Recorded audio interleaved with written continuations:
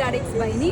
ഞാൻ എൻ്റെ ജീവിതത്തിൽ വിചാരിച്ചിട്ടില്ല. ഗ്ലോബൽ വില്ലേജിനൊക്കെ എപ്പോഴും കേൾക്കുമ്പോൾ എനിക്ക് പോകാൻ പറ്റും. എൻ്റെ മുഖം കാണുമ്പോൾ നിങ്ങൾക്ക് മനസ്സിലാവും എനിക്ക് പോകാൻ പറ്റുന്നത്. എനിക്ക് ശരിക്കും കരച്ചിലൊക്കെ ഉണ്ട് പറ്റുന്നു. അപ്പോൾ ഇന്ന് എനിക്കതിന് പറ്റിയേക്കാണ്. എനിക്ക് ആകെ ഒരു 3 hours കിട്ടുള്ളൂ. അപ്പോൾ വേഗം പോയിട്ട് പെട്ടെന്ന് എന്തെങ്കിലും നമുക്ക് പറ്റി കുറച്ച് സാധനം വൈറൽ സാധനം ട്രൈ ചെയ്യണമെന്നുണ്ട്. അതൊക്കെ ഇവൾക്ക് വാങ്ങിക്കൊടുത്തുനിന്ന് പെട്ടെന്ന് കണ്ടിട്ട് വരാം. ഞാൻ ദുബായി പോകാൻ തിരഞ്ഞെടുത്ത സമയം കറക്റ്റ് ടൈമായിരുന്നു. അപ്പോൾ ഗ്ലോബൽ വില്ലേജ് സ്റ്റാർട്ട് ചെയ്യുന്ന ടൈമായിരുന്നു. അപ്പോൾ അവിടെ പോകാൻ എനിക്ക് സാധിച്ചതാണ് ഏറ്റവും വലിയ കാര്യമായിട്ട് എനിക്ക് ഫീൽ ചെയ്തത്. അപ്പോൾ കയറുന്നതിന് മുമ്പ് തൊട്ട് മുമ്പിൽ കറക്റ്റ് ടീ എന്ന് പറഞ്ഞിട്ട് ഒരു മലയാളീസ് നടത്തുന്ന ഒരു ചായക്കടയൊക്കെ ഉണ്ട്. അവിടെ വെച്ച് നമ്മളൊരു മലയാളി ചേട്ടനെ പരിചയപ്പെട്ടു. ആ ചേട്ടനെ നമ്മളെ ഫോളോ ചെയ്യാൻ സ്റ്റാർട്ട് ചെയ്തു. സത്യം പറഞ്ഞാൽ ഭയങ്കര ഹാപ്പി ആയിരുന്നു. അവിടെ ഞാൻ കുറച്ച് നേരം മൊബൈൽ ചാർജ് ചെയ്തിട്ട് അവിടെ നിന്ന് അടിപൊളി ചായയൊക്കെ കുടിച്ചിട്ടാണ് അകത്ത് കയറിയത്. കയറുമ്പോൾ ബാക്ക് പാക്കൊക്കെ ഉണ്ടെങ്കിൽ ഭയങ്കര ചെക്കിംഗ് ഉണ്ട്. നമ്മുടെ തൊട്ട് മുമ്പിലുള്ള അവരുടെ ക്യാമറയും ലെൻസോ എന്തൊക്കെയോ അകത്തേക്ക് കയറ്റില്ല എന്നൊക്കെ പറഞ്ഞ് എന്തൊക്കെയോ പ്രശ്നങ്ങളൊക്കെ ഉണ്ടായിരുന്നു. നമ്മളെയൊന്നും പറഞ്ഞില്ല, നമ്മുടെ ജസ്റ്റ് ചെക്ക് ചെയ്തിട്ട് വിട്ടു കേട്ടോ. നമ്മളങ്ങനെ നേരെ അകത്ത് കയറി. ഇതിൻ്റെ അകത്ത് കയറുമ്പോൾ ശരിക്കും മറ്റേ മോഹൻലാലിൻ്റെ ആ ഒരു സിനിമയിലെ ഒരു പാട്ടാണ് എനിക്ക് ആദ്യം ഓർമ്മ വന്നത്. ഒരു ആകാശത്താമര, അതുപോലെ ആ ദുബായ് എന്നൊക്കെ പറഞ്ഞിട്ട് ഒരു മായാലോകം. സത്യം പറഞ്ഞ രതീഷിനോട് ഞാൻ പറഞ്ഞു, ഒരു ക്രെഡിറ്റ് കാർഡ് തരുകയാണെങ്കിൽ ഞാൻ വേണമെങ്കിൽ ദുബായിൽ താമസിച്ചോളാം എന്ന്. എനിക്ക് ദുബായ് അത്ര ഇഷ്ടപ്പെട്ടു വെച്ചാൽ അത്ര ഇഷ്ടപ്പെട്ടു. ഭയങ്കര സുന്ദരമായ, ഭയങ്കര മോഹിപ്പിക്കുന്ന അടിപൊളിയൊരു നഗരം. എനിക്ക് സത്യം ഭയങ്കരമായിട്ട് ഇഷ്ടപ്പെട്ടു. പിന്നെ ഇതിൻ്റെ അകത്ത് ഇഷ്ടംപോലെ പവലിയനുണ്ട്. ഇത് കണ്ടു തീർക്കാനേ സാധിക്കില്ല. ഇഷ്ടംപോലെ ഫുഡുണ്ട്. ഓരോ നാട്ടിലും നമ്മൾ ഇപ്പോൾ ടൂറ് പോയിട്ട് എക്സ്പ്ലോർ ചെയ്യുന്ന ഫുഡ് ഒറ്റയടിക്ക് ദുബായിലെ ഗ്ലോബൽ വില്ലേജിൽ കൊണ്ടുവന്നിട്ട് എല്ലാം അവരുടെ കൾച്ചർ, അവരുടെ ഫുഡ്, അവരുടെ ഡ്രസ്സ്, എല്ലാം നമുക്ക് ഒരു കുടക്കീഴിൽ എന്നൊക്കെ പറയുന്ന പോലെ കൊണ്ട് തന്നേക്കാണ് ഗ്ലോബൽ വില്ലേജ്. ഒരുപാട് ടൈപ്പ് ഫുഡ് ഞാൻ ട്രൈ ചെയ്യണമെന്നും കാണണം എന്നൊക്കെ ആഗ്രഹിച്ച് ഒരുപാട് ടൈപ്പ് ഫുഡ് എനിക്ക് ഒറ്റയടിക്ക് കാണാൻ പറ്റി.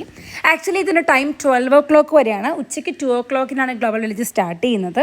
പക്ഷേ അന്നത്തെ ദിവസം അവരത് തിരക്കുള്ളത് കൊണ്ട് 1 o'clock വരെ നീട്ടി തന്നു. അപ്പോൾ നമുക്ക് ഒരു 4 hours കിട്ടി അവിടെ കറങ്ങി നടക്കാനായിട്ട്. പക്ഷേ 4 hours ഒന്നുമല്ല, ഇനിയും ഒരുപാട് കാണാനുണ്ട്. അപ്പം നമ്മുടെ ആ മലയാളി ചേട്ടന്മാർ പറഞ്ഞു നേരെ ചെല്ലുമ്പോൾ തന്നെ ഫ്ലോട്ടിംഗ് മാർക്കറ്റ് ഉണ്ട്, അങ്ങോട്ട് നേരെ കയറിക്കും, ഇഷ്ടം പോലെ ഫുഡ് കിട്ടുമെന്ന് പറഞ്ഞു. ഫുഡ് ബ്ലോഗറാന്ന് പറഞ്ഞപ്പോൾ.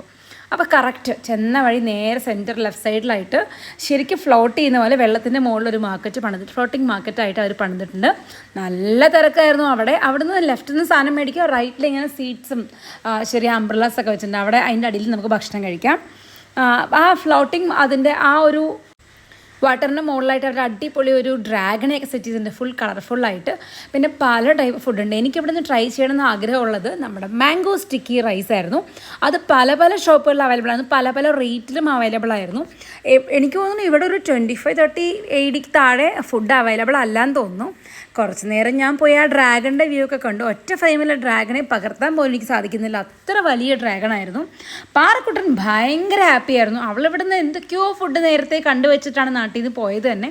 ഗ്ലോബൽ വില്ലേജ് ഉണ്ടെന്ന് പറഞ്ഞപ്പോൾ അവിടെ പോയി ട്രൈ ചെയ്യണമെന്ന് പറഞ്ഞിട്ട് അപ്പം നമ്മളൊരു സൈഡിൽ നിന്ന് സ്റ്റാർട്ട് ചെയ്യാമെന്ന് വിചാരിച്ചു. എന്തൊക്കെയോ ഗ്രില്ലൊക്കെ കണ്ടിട്ട് എനിക്ക് സത്യം പറഞ്ഞാൽ പേടിയായി.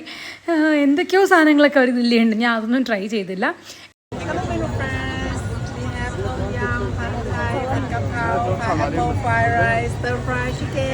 എനിക്ക് ആക്ച്വലി ട്രൈ ചെയ്യേണ്ടത് മാംഗോ സ്റ്റിക്കി റൈസ് ആയിരുന്നു. അതെനിക്ക് നോർമൽ നമ്മുടെ എറണാകുളത്തൊക്കെ അവൈലബിൾ ആണ്, കഫേ ദി ബാങ്കോക്കിലൊക്കെ. എങ്കിലും അവിടെ തന്നെ തായ് ഫുഡ് അവിടെ നിന്ന് തന്നെ കഴിക്കണം എന്നൊരാഗ്രഹമായിരുന്നു. അങ്ങനെ ഒരുപാട് എക്സ്പെക്റ്റേഷനോടെ പോയത് കൊണ്ടായിരിക്കാം എൻ്റെ മാംഗോ സ്റ്റിക്കി റൈസ് എനിക്കൊരു ഫ്ലോപ്പായിട്ടാണ് ഫീൽ ചെയ്തത്. അവരുടെ ഷോപ്പൊക്കെ കാണാൻ ഭയങ്കര ഭംഗിയാണ്. കോക്കനട്ടും മാംഗോസും ഒക്കെ വെച്ച് ഭയങ്കര അട്രാക്റ്റിംഗ് ആയിട്ടാണ് അവർ ചെയ്തേക്കുന്നത്. പിന്നെ ഒരുപാട് മാംഗോ ജ്യൂസും സ്മൂത്തീസും ഷേക്സും ഒക്കെ അവൈലബിൾ ആണ്. പിന്നെ എല്ലാം കൂടെ മേടിച്ച് കഴിച്ചാൽ നമുക്ക് ബാക്കിയുള്ള ഒന്നും ട്രൈ ചെയ്യാൻ പറ്റില്ലല്ലോ. സോ നമ്മുടെ main thing mango sticky rice ആയതുകൊണ്ട് ഞാൻ അതാണ് പറഞ്ഞത്, ഓർഡർ ചെയ്തത്. ഞാൻ സ്പെഷ്യലി പറഞ്ഞു എനിക്ക് ഐസ്ക്രീം വേണ്ട എന്ന് പറഞ്ഞു, എനിക്ക് അത്രയും ഷുഗർ വേണ്ടാത്തത് കൊണ്ട്. അപ്പോൾ അവർ തന്നെ പ്രസൻറ്റേഷനൊക്കെ കണ്ട് എനിക്ക് ശരിക്കും ഇഷ്ടപ്പെട്ടു. നല്ല സ്റ്റിക്കി റൈസും നിറയെ കോക്കനട്ട് മിൽക്കും അതിൻ്റെ മുകളിൽ മാംഗോസും പിന്നെ എന്തോ ഒരു ചെറിയ സോൾട്ടി ആയിട്ടുള്ള ഒരു സാധനം അതിൻ്റെ മുകളിലിട്ടു. പാത്തുവിന് വേണ്ടി അവർ ഒരു അംബ്രല്ലയും സെറ്റ് ചെയ്ത് കൊടുത്തു. കാണാൻ ഭയങ്കര ഭംഗിയായിരുന്നു. അപ്പോൾ ഞാൻ ഭയങ്കര എക്സ്പെക്റ്റേഷനുള്ളത് കഴിക്കാൻ തുടങ്ങി. ഫസ്റ്റ് ബൈറ്റ് ഞാനെടുത്ത മാംഗോസ് ആയിരുന്നു. കുറ്റം പറയരുതല്ലോ, മാംഗോസിന് ഭയങ്കര ടേസ്റ്റ് ആയിരുന്നു. അത് മാംഗോസിന് സീസണിലാത്ത സമയത്ത് മാംഗോസ് കിട്ടുമ്പോൾ നമുക്ക് ഭയങ്കര സന്തോഷമായിരിക്കും. മാംഗോസ് എനിക്ക് ഭയങ്കര ഇഷ്ടമായി. അതിനുശേഷം ഞാൻ ആ സ്റ്റിക്കി റൈസും ആ തേങ്ങാപ്പാലും അതിൻ്റെ ഒരു ഒരു സോൾട്ടി ആയിട്ടുള്ള സബ്സ്റ്റൻസും കഴിച്ചു. എന്തോ ഒരു വിയേർഡ് കോമ്പിനേഷൻ പോലെ എനിക്ക് ഫീൽ ചെയ്ത് എനിക്ക് ഒട്ടും ഇഷ്ടപ്പെട്ടില്ല ഗൈസ്. നിങ്ങൾക്ക് ആർക്കെങ്കിലും ഇഷ്ടമാണെങ്കിൽ എന്നെ പൊങ്കാല ഇടരുത്, എനിക്ക് ഇഷ്ടപ്പെട്ടില്ല. എനിക്ക് എന്തോ പോലെയാണ് ഫീൽ ചെയ്തത്. എൻ്റെ 38 വെള്ളത്തിൽ പോകുമല്ലോ എന്ന് ഓർത്ത് ഞാൻ കഷ്ടപ്പെട്ടാണ് അത് കഴിച്ചത്. രതീഷ് പറഞ്ഞപ്പോൾ രതീഷ് പറഞ്ഞു എനിക്ക് ആ മാംഗോസ് മതി, എനിക്കും റൈസ് വേണ്ട. രതീഷിനും പൊന്നുവിനും ഒന്നും ഇഷ്ടപ്പെട്ടില്ല.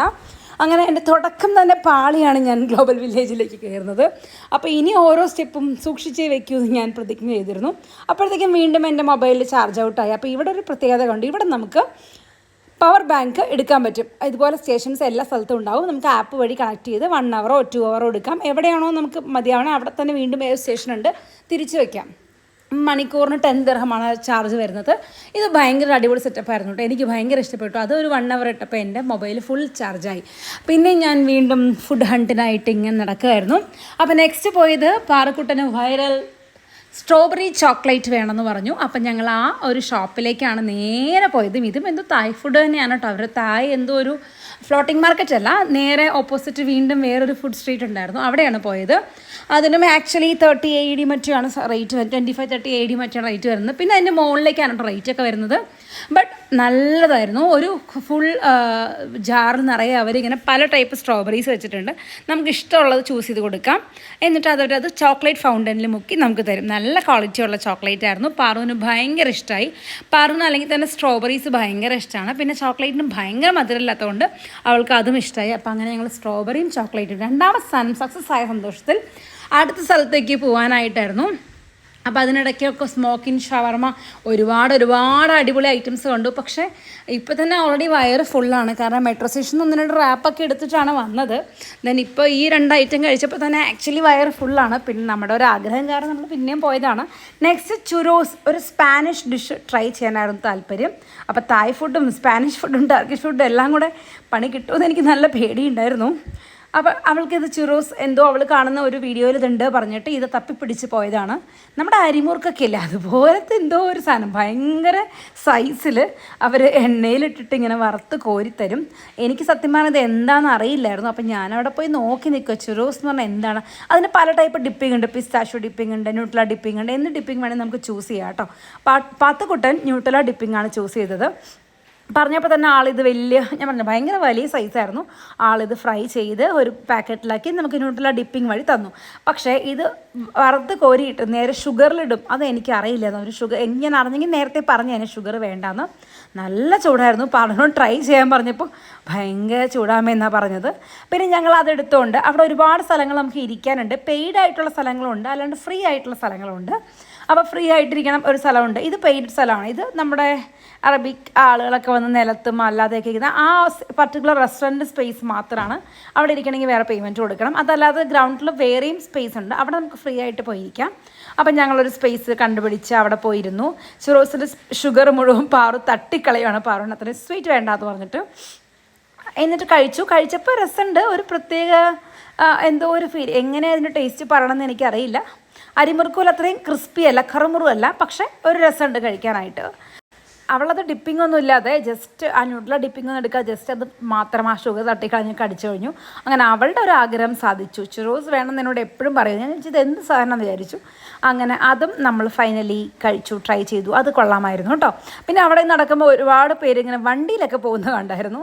പിന്നെ പല ടൈപ്പ് പവലിയൻസ് ഉണ്ടായിരുന്നു, പല രാജ്യങ്ങളുടെ. ഞങ്ങൾ കുറേ ഇതിലൊക്കെ കയറി, എല്ലാത്തിലും ഒന്നും കയറാൻ പറ്റില്ല. ഈ വണ്ടി എവിടെയെങ്കിലും കിട്ടുവാണെങ്കിൽ നല്ലതായിരുന്നു ആദ്യം വിചാരിച്ചു. കാരണം നടന്ന് എൻ്റെ വാച്ച് പൊട്ടിത്തെറിച്ചേനെ, അത്രയും സ്റ്റെപ്സായി. പിന്നെ കുറേ പവലിയൻസിൻ്റെ അകത്തൊക്കെ കയറി. പിന്നെ തിരിച്ച് വന്നപ്പോൾ വീണ്ടും കുറേ ഫുഡിൻ്റെ ഒരു എന്താ പറയുക, ഒരു ചാകരയാണെന്നൊക്കെ പറയാം. ഒരു ചെസ്റ്റ്നട്ട്സും ഗ്രിൽഡ് കോൺസും ഒക്കെ കണ്ടു. ഇതൊന്നും ഞാൻ ട്രൈ ചെയ്തില്ല, ജസ്റ്റ് പോയി നോക്കിയുള്ളൂ. എനിക്ക് ട്രൈ ചെയ്താൽ കൊള്ളാമെന്നുണ്ട്. പക്ഷേ സ്മോൾ ക്വാണ്ടിറ്റി അവൈലബിൾ അല്ലായിരുന്നു. എല്ലാം 30-40 വലിയൊരു ക്വാണ്ടിറ്റി ആയിരുന്നു. ഇതൊക്കെ നാട്ടിലേക്ക് തിരിച്ച് കൊണ്ടുവരാൻ പറ്റുമെന്ന് എനിക്കറിയില്ല. അപ്പോൾ പിന്നെ ഞാൻ പിറ്റേ ദിവസം ട്രാവൽ ചെയ്യുന്നതുകൊണ്ട് ഞാൻ അങ്ങനെ ആവശ്യമില്ലാത്ത ഒന്നും ട്രൈ ചെയ്തില്ല. അത് ഞാൻ പാകിസ്ഥാൻ്റെ ഒരു പവലിയൻ കണ്ടപ്പോൾ ഓടിച്ചടി അതിൻ്റെ ഉള്ളിൽ കയറി അവിടുത്തെ ആ ഒരു സൂട്ടും പശ്മിന ഷോളൊക്കെ കാണാനായിട്ട്. ദെൻ അടുത്തത് ടർക്കിയുടെ ആയിരുന്നു. അപ്പോൾ അവിടെ കണ്ടപ്പോൾ നേരെ അതിൻ്റെ പവലിയനിലേക്ക് കയറി.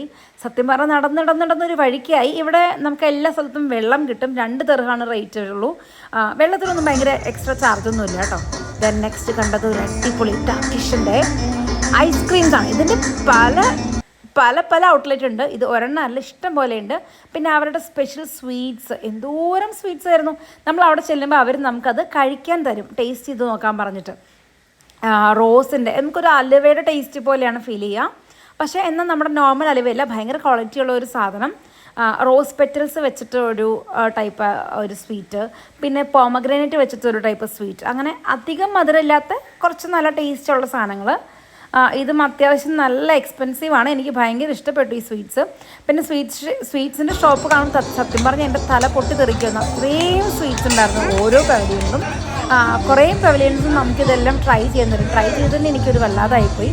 പിന്നെ എനിക്ക് ഭയങ്കര ട്രൈ ചെയ്യണം ആഗ്രഹമുള്ള ബക്ലാവ അറബിക് സ്വീറ്റാണത്.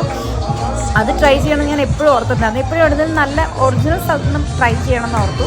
അപ്പം ഞാനിത് കഴിച്ചിട്ട് മേടിക്കാം എന്നാണ് ഓർത്തത്. പക്ഷെ കഴിച്ചപ്പോൾ എനിക്ക് മനസ്സിലായി എൻ്റെ തല ആ നിമിഷം പൊട്ടിത്തെറിച്ചു. അത്രയും മധുരമായിരുന്നു പിസ്താഷ്യൊക്കെ ആയിട്ട്. ആ ഒരൊറ്റ പീസ് കഴിച്ചോടെ എൻ്റെ ബക്ലാവ കഴിക്കാനുള്ള ആഗ്രഹമേ മാറി.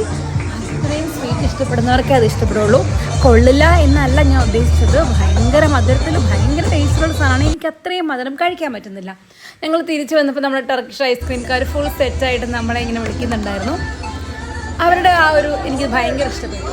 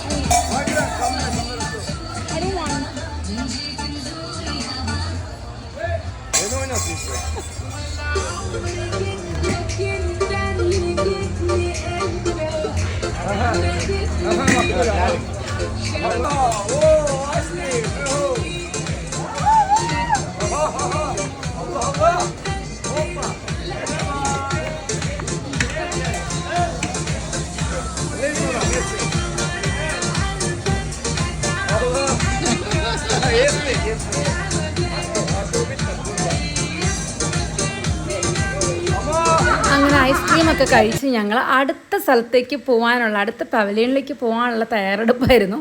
സത്യം പറഞ്ഞാൽ വയറ് നിറയെ അല്ല മൂക്ക് വരെ ഫുഡായിരുന്നു. അതിനിടയ്ക്ക് ഒരു പോപ്കോൺ ചേട്ടനെ കണ്ടു. എല്ലാ പവലിയനിലൊന്നും കയറാൻ പറ്റില്ല. നെക്സ്റ്റ് ഒരു കുവൈറ്റിൻ്റെ പവലിയനായിരുന്നു. അപ്പോൾ അതിൻ്റെ ഉള്ളിലേക്ക് പോയി നോക്കി. കുറച്ച് നേരം നടന്നപ്പോൾ എൻ്റെ ആദ്യത്തെ ഇൻട്രസ്റ്റ് ഒക്കെ കുറഞ്ഞു തുടങ്ങി കേട്ടോ. കാരണം ഒരുപാട് നടക്കാനുണ്ട്. പക്ഷേ നമുക്ക് നിർത്തി പോരാൻ തോന്നില്ല. കാരണം നമുക്കിനി പെട്ടെന്ന് ഓടിച്ചെല്ലാൻ പറ്റിയ ഒരു സ്ഥലമല്ലല്ലോ. കിട്ടിയ ചാൻസ് ഫുള്ളായിട്ട് മുതലാക്കാനായിട്ട് ഞാൻ വീണ്ടും കഷ്ടപ്പെട്ട് നടന്നു. അടുത്ത യമൻ്റെ പവലിയനിലാണ് കയറിയത്. ഇവിടുത്തെ സ്പെഷ്യൽ എന്ന് പറഞ്ഞാൽ ഹണിയാണ്. പല ടൈപ്പ് ഹണി. ഞാൻ അവരോട് കുറേ പറഞ്ഞു എനിക്ക് ഹണി ടേസ്റ്റ് ചെയ്യാൻ വേണ്ട, എനിക്ക് മധുരം വേണ്ട. പക്ഷെ അവർ പറഞ്ഞു അല്ല, ഇത് ഒറിജിനൽ ഹണിയാണ്, ഇത് ടേസ്റ്റ് ചെയ്തത് എന്തായാലും മേടിക്കും എന്ന് പറഞ്ഞാൽ അവരെന്നെ കൊണ്ട് ടേസ്റ്റ് ചെയ്യിപ്പിച്ചു. സത്യം തന്നെയാണ്, നല്ല ഹണിയാണ്. അധികം മധുരമൊന്നും ഉണ്ടായിരുന്നില്ല, പക്ഷേ ഹണിയല്ലേ, അതുകൊണ്ട് എനിക്ക് മൊത്തത്തിൽ എന്താ പറയുക, എനിക്ക് എല്ലാ സാധനവും രണ്ടായി കണ്ടു തുടങ്ങി മധുരം കഴിച്ച്.